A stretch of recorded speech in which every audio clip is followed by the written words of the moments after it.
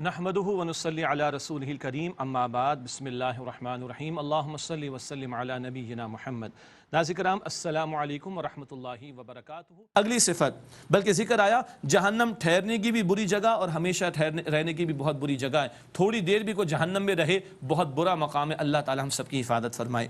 والذین اذا انفقوا لم يسرفوا ولم يقتروا وكان بین ذلک قواما، اور وہ جب خرچ کرتے ہیں تو نہ فضول خرچی کرتے ہیں نہ تنگی یعنی کنجوسی کا معاملہ کرتے ہیں، بلکہ اس کے درمیان اعتدال کی روش اختیار کرتے ہیں، نہ ہاتھ چھٹ ہوتے ہیں کہ سارا دے ڈالا اور فضولیات میں اڑا دیا، نہ اتنے کنجوس کے اپنی جائز حاجات پر بھی خرچ نہ کریں، میانہ روی اعتدال کی روش کو وہ اختیار کرتے ہیں۔ یہ 5 صفات ہوئیں، نرمی کرتے ہیں اختیار اور سلامتی کا رویہ اختیار کرتے ہیں، الجھتے نہیں لوگوں سے، راتوں میں سجدہ اور قیام کرتے ہیں اللہ کے حضور، جہنم کے عذاب سے بچنے کی دعا کرتے رہتے ہیں اور میانہ روی اختیار کرتے ہیں مالی معاملات میں۔ اب 3 بڑے گناہوں کا ذکر جو عرب معاشرے میں بڑے معروف تھے، پہلے ان کا ذکر ہو جائے پھر اس کانٹراسٹ کی حکمت کیا اس پر بات کریں گے انشاءاللہ۔ والذین لا يدعون مع اللہ الہا آخر، اور وہ جو اللہ کے ساتھ کسی اور معبود کو دوسرے معبود کو نہیں پکارتے، وَلَا يَقْتُلُونَ النَّفْسَ الَّتِي حَرَّمَ اللَّهُ إِلَّا بِالْحَقِّ، اور جس جان کو اللہ تعالیٰ نے محترم ٹھہرائی اسے قتل نہیں کرتے سوائے اس کے کہ حق کے ساتھ، جہاں اللہ نے اس کی شریعت نے اجازت دی ہو۔ وَلَا يَزْنُونَ، اور وہ زنا نہیں کرتے۔ وَمَنْ يَفْعَلْ ذَلِكَ يَلْقَ أَثَامًا، اور جو یہ کرے گا وہ بڑی سزا سے دوچار ہوگا۔ شرک نہیں کرتے، ناحق قتل نہیں کرتے، زنا نہیں کرتے۔ جس معاشرے میں قرآن نازل ہو رہا تھا اولین یہ صفات کن میں تھیں؟ صحابہ کرام رضی اللہ تعالی عنہ اجمعین، ان کی عظمت کا بیان ہے۔ جس معاشرے میں، عربوں کے معاشرے میں کفر اور شرک، قتل و غارت گری، زنا یہ عام باتیں تھیں، وہاں نہ صرف یہ کہ ان بڑے بڑے گناہوں سے یہ بچ رہے تھے بلکہ عباد الرحمن کی صفات بھی اختیار کر رہے تھے۔ یہ تو اولاً صحابہ کرام کی عظمت کا بیان آیا۔ ایک اور حکمت کیا ہے؟ صرف نیکیاں کرنا کافی نہیں ہے بھائی، گناہوں سے بچنا بھی ضروری، جیسے نیکیوں میں آگے بڑھنا ضروری ہے اسی طرح گناہوں سے بچنا بھی ضروری ہے۔ یہ اس کانٹراسٹ کی حکمت ہمارے سامنے آ گئی۔ وَمَنْ يَفْعَلْ ذَلِكَ يَلْقَ أَثَامًا، اور جو یہ کرے گا وہ بڑی سزا سے دوچار ہوگا۔ يُضَاعَفْ لَهُ الْعَذَابُ يَوْمَ الْقِيَامَةِ، روز قیامت اس کے لیے عذاب بڑھایا جائے گا۔ وَيَخْلُدُ فِيهِ مُهَانًا، اور وہ اس میں ہمیشہ رہے گا ذلیل اور رسوا ہو کر۔ استغفر اللہ۔ اس آیت کریمہ میں اشارہ کہ عذاب بڑھایا جائے گا، کوئی ہوگا پہلے سے جو بڑھایا جائے گا۔ اہل علم نے اشارہ کیا یہ عذاب برزخ یا عذاب قبر کی طرف اشارہ، بڑھائے جانے سے مراد کیا ہے؟ کچھ آلریڈی ہے نا، تو وہ ہوگا عذاب برزخ، عذاب قبر کا معاملہ جو قیامت کے دن بڑھا دیا جائے گا۔ اللہ تعالیٰ ہم سب کو عذاب قبر سے بچائے۔ ہاں، قبر میں عذاب ہے مجرمین کے لیے، تو قبر میں راحت ہے فرمانبرداروں کے لیے، تو فرمانبرداری کی روش اختیار کریں تاکہ راحت والی قبر ہم سب کو عطا ہو۔ اللہ مجھے اور آپ کو قبر کے عذاب سے اور جہنم کے عذاب سے محفوظ رکھے۔ الا من تاب وآمن وعمل عملا صالحا، سوائے اس کے جس نے توبہ کی اور وہ ایمان لایا اور اس نے عمل کیا نیک، فاولئک یبدل اللہ سیئاتہم حسنات، بس اللہ تعالیٰ ایسے لوگوں کی برائیوں کو بھلائیوں سے بدل دے گا۔ وکان اللہ غفورا رحیما، اور اللہ تعالیٰ بہت بخشنے والا نہایت رحم فرمانے والا ہے۔ بڑا پیارا مقام ہے قرآن کا، صرف معافی نہیں ہے بلکہ فرمایا کہ برائیوں کو اللہ تعالیٰ نیکیوں سے بدل دے گا، مگر کس کے لیے؟ جو توبہ کرے، ایمان لائے۔ کافر ہے تو مسلمان ہوگا، اور اگر مسلمان ہے تو سچا ایمان دل والا قبول کرے اور نیک عمل میں لگ جائے، اللہ تعالیٰ برائیوں کو نیکیوں سے بدل دے گا۔ یہ اللہ کی شان کریمی کا بیان۔ دنیا میں بلیک وائٹ جو کروا رہے نا لوگ وہ غلط ہے، لیکن اللہ کے توبہ کر لو سچی توبہ تو اللہ تعالیٰ معاف فرما دے گا۔ ہاں، حقوق العباد میں جو کوتاہیاں ہیں ان میں اگر کسی کا مال لوٹا تو مال دینا پڑے گا، کوتاہی کر کے کسی کی کوئی جائیداد ہڑپ کی تو لوٹانی پڑے گی، قرض ہے تو لوٹانا پڑے گا، وہ بھی توبہ کے تقاضوں میں شامل ہے۔ لیکن بہرحال یہاں پر اللہ فرما رہے کہ برائیوں کو اللہ نیکیوں سے بدل دے گا۔ وَكَانَ اللَّهُ غَفُورًا رَحِيمًا، اور اللہ بہت بخشنے والا نہایت رحم فرمانے والا ہے۔ وَمَن تَابَ وَعَمِلَ صَالِحًا فَإِنَّهُ يَتُوبُ إِلَى اللَّهِ مَتَابًا، اور جس نے توبہ کی اور عمل کیا نیک تو بے شک وہ رجوع کرتا ہے اللہ کی طرف جیسے کہ رجوع کرنے کا حق ہے۔ اللہ مجھے آپ کو ہم سب کو سچی پکی توبہ کی توفیق دے کہ بندہ پلٹ آئے، گناہوں سے اطاعت کی طرف آ جائے، یہ سچی توبہ، اور اللہ کو بہت پسند ہے وہ بندہ جو اللہ کی طرف پلٹ آئے۔ اللہ مجھے اور آپ کو سچی توبہ کی توفیق عطا فرمائے۔ اب مزید 5 صفات کا بیان آ رہا ہے عباد الرحمن کے حوالے سے، پھر ٹوٹل 10 صفات ہو جائیں گی۔ چھٹی بات آ رہی ہے والذین لا یشہدون الزور، اور وہ جو جھوٹ پر گواہ نہیں بنتے، جھوٹ بولتے بھی نہیں جھوٹی باتوں کے مواقع پر جمع بھی نہیں ہوتے، جھوٹے کاموں میں شریک بھی نہیں ہوتے، یہ ہیں رحمان کے بندے، برائی سے خود بھی بچتے ہیں اور برائی کے مقامات سے بھی اجتناب کرتے ہیں، گواہ نہیں بنتے جھوٹ پر اور جھوٹے کاموں پر۔ وَإِذَا مَرُّوا بِاللَّغْوِ مَرُّوا كِرَامًا، اور جب وہ کسی لایانی اور بیکار بات کے پاس سے گزرتے ہیں تو بڑے وقار اور شان بے نیازی کے ساتھ گزر جاتے ہیں۔ سورہ مومنون میں بھی تھا کہ لغو بیکار باتوں سے بچتے ہیں، یہاں ایسی کوئی ہوتی ہے نا، گھر سے باہر آدمی باہر نکلا تو کوئی تقریب چل رہی ہے جس میں غلط کام ہو رہے ہیں، دعوت دی جا رہی گناہ کی، بڑے وقار کے ساتھ گزر جاتا ہے بندہ بیکار باتوں کے پاس سے۔ یہ رحمان کے بندوں کی صفات۔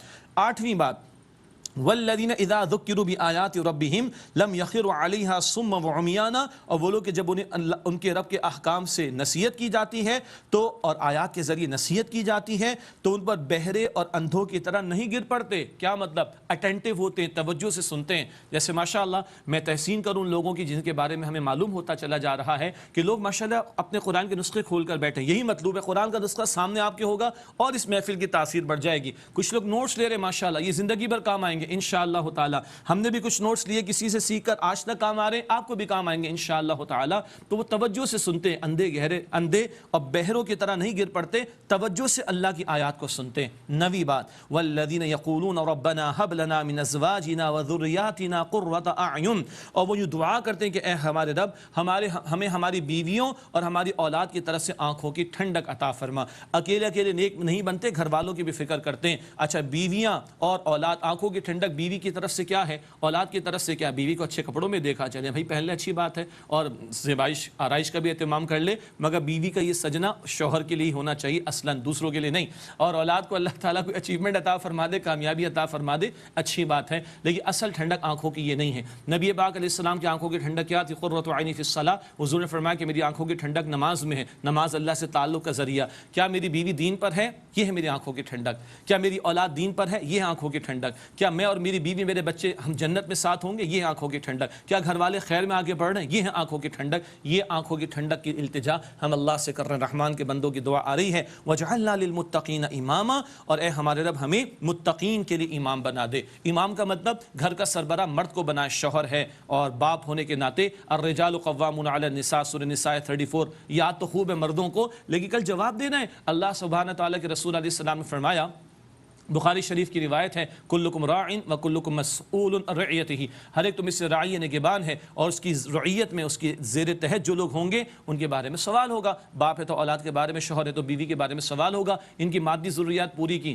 روحانی ضروریات پوری کی کہ نہیں، ان کو دنیا خوب تم نے لا کے دی، اللہ کا دین لا کے دیا کہ نہیں، ان کی دنیا بنانے کی فکر کی، ان کی آخرت بنانے کی فکر کی یا نہیں کی، اللہ پوچھے گا۔ تو رحمان کے بندے ڈرتے ڈرتے اللہ سے حضور دعا کرتے، اللہ متقین کا امام بنا دے، اے اللہ ہمیں بھی نیک بنا دے تاکہ ہمارے فالوورز ہوں تو متقی ہوں، اور ان کو نیک بنا دے تاکہ کل کی جواب دہی کا معاملہ ہمارے لیے آسان ہو جائے۔ یہ 10 صفات کے بعد اللہ کیا فرما رہا ہے، دل کے کانوں سے سنیے گا، اولئک یجزون الغرفۃ بما صبروا، یہ وہ لوگ جن کے صبر کے بدلے جنت کے بالا خانے ان کو انعام میں دیے جائیں گے، ویلقون فیہا تحیۃ وسلاما، اور وہاں ان کا استقبال کیا جائے گا دعائے خیر کے ساتھ اور سلامتی کے ساتھ۔ سبحان اللہ، سلام کہا جائے گا، گریٹنگز پیش کیے جائیں گے، سبحان اللہ، اور ان کو ویلکم کہا جائے گا۔ کیا فرمایا جا رہا ہے؟ جنت کے بالا خانے، اس کا اردو انگلش میں پتہ ہے کیا کہیں گے؟ ملٹی سٹوری، اللہ اکبر، بہت بڑے بڑے ریزیڈینشل گارڈنز کے اندر بڑے بڑے محلات اور ملٹی سٹوری ہوں گے۔ اللہ فرما رہا ہے صبر کے بدلے، مومن کی پوری زندگی کیا ہے؟ صبر ہی صبر تو ہے۔ رمضان کا مہینہ حضور نے فرمایا یہ صبر کا مہینہ، وہو شہر الصبر والصبر ثوابہ الجنہ، یہ رمضان کا مہینہ صبر کا مہینہ، صبر کا بدلہ جنت ہے۔ پورا رمضان صبر کا مہینہ، پوری زندگی صبر سے تعبیر۔ ساری صفات کون اختیار کر پائے گا؟ جس میں صبر کی کوالٹی ہوگی۔ اللہ تعالیٰ یہ صفت ہم سب کو عطا فرمائے۔ یہ جنت میں ان کا استقبال ہوگا، خالدین فیہا، اس میں ہمیشہ رہیں گے، حسنت مستقرا و مقاما، کیا ہی وہ عمدہ مقام ہے آرام گاہ کے طور پر، اور مقامہ مسکن یعنی ہمیشہ رہنے کے اعتبار سے۔ اللہ اکبر کبیرہ، جنت تھوڑی سی دیر کے لیے بھی بہترین مقام، ہمیشہ رہنے کے لیے تو بہترین مقام۔ جہنم کا ذکر پہلا ہے، تھوڑی دیر کے لیے بھی بہت برا اور ہمیشہ رہنے کے لیے بھی بہت برا۔ ایک حدیث شریف ہے مسلم شریف میں، اللہ کے پیارے نبی علیہ الصلوۃ والسلام نے فرمایا، اللہ کا ایک بندہ پیش ہوگا اللہ کے سامنے، دنیا میں خوب اس نے عیاشیاں کی ہوں گی، راحتیں ملی ہوں گی، مگر کفر یا شرک یا نافرمانی پر اڑا ہوگا اور اللہ کی سرکشی کے روش سے اختیار کی ہوگی۔ فرشتے کو حکم ہوگا جہنم میں غوطہ دو، اس کو لے کر آ جاؤ. یہ بندہ نکال کر لایا جائے گا اور اس سے پوچھا جائے گا کبھی دنیا میں تو نے کوئی راحت دیکھی, کوئی آسانی دیکھی, کوئی آسائش دیکھی؟ کہے گا اللہ تیری ذات کی قسم میں نے کبھی نہیں دیکھی. ایک غوطہ جہنم کا دنیا کی ساری عیاشیاں بھلا دے گا. جو جہنم میں پڑا ہوگا اس کا عالم کیا ہوگا؟ اللہم اجرنا من النار, اے اللہ ہم سب کو آگ کے عذاب سے بچا. دوسرا حصہ بھی سن لیں حدیث کا. اللہ کا ایک بندہ پیش ہوگا, مومن بندہ ہوگا, فرمانبردار بندہ ہوگا. دنیا میں مشکلات آئی ہوں گی, مصائب آئے ہوں گے, پریشانیاں آئی ہوں گی, ہاں اس سب سے گزر کر آیا ہوگا. اللہ فرشتے کو حکم دے گا, اے میرے فرشتے اس کو لے کر جاؤ. اور جنت میں ایک غوطہ ہے, just one single dip into the paradise of اللہ سبحانہ و تعالیٰ, اس کو جنت میں غوطہ دے کر نکال لاؤ. بندہ پیش ہوگا, اللہ فرمائے گا اے میرے بندے کوئی تکلیف تو نے کبھی دیکھی, کوئی پریشانی کبھی تو نے دیکھی, کوئی مصیبت تجھ پر کبھی آئی؟ وہ کہے گا اللہ تیری ذات کی قسم, اللہ تیری ذات کی قسم کبھی کوئی تکلیف نہیں آئی, کبھی کوئی پریشانی نہیں آئی, کبھی کوئی مصیبت نہیں آئی. ایک غوطہ جنت میں لیا, دنیا کی ساری مشقتیں بھول جائے گا. جب جنت میں ہمیشہ رہے گا تو اس جنت کا عالم کیا ہوگا؟ اللہم انا نسألک جنت الفردوس, اے اللہ ہم تجھ سے جنت الفردوس کا سوال کرتے ہیں. حسنت مستقرا و مقاما, کیا ہی وہ عمدہ مقام ہے جنت, تھوڑی دیر رہنے کے لیے بھی اور ہمیشہ رہنے کے لیے بھی. آخری آیت میں منکرین حق کو تنبیہ کی جا رہی ہے. قل ما یعبأ بکم ربی لولا دعاؤکم, اے نبی علیہ السلام فرما دیجئے اگر تم میرے رب کو نہ پکارو تو میرا رب تمہاری کوئی پرواہ نہیں کرتا. فقد کذبتم فسوف یکون لزاما, تم نے یقیناً جھٹلا دیا ہے بس ان قریب اس کی سزا تو لازماً مل کر رہے گی. یہ منکرین حق کو وعید یعنی ڈراوا عذاب کا سنا دیا گیا. صدق اللہ العظیم. صحیح بخاری حدیث نمبر 7379. حضرت محمد مصطفیٰ صلی اللہ علیہ وسلم نے فرمایا کہ غیب کی 5 کنجیاں ہیں جنہیں اللہ کے سوا کوئی نہیں جانتا. اللہ کے سوا اور کوئی نہیں جانتا کہ رحم مادر میں کیا ہے. اللہ کے سوا اور کوئی نہیں جانتا کہ کل کیا ہوگا. اللہ کے سوا اور کوئی نہیں جانتا کہ بارش کب آئے گی. اور اللہ کے سوا کوئی نہیں جانتا کہ کوئی کب مرے گا. اور اللہ کے سوا کوئی نہیں جانتا کہ قیامت کب قائم ہوگی.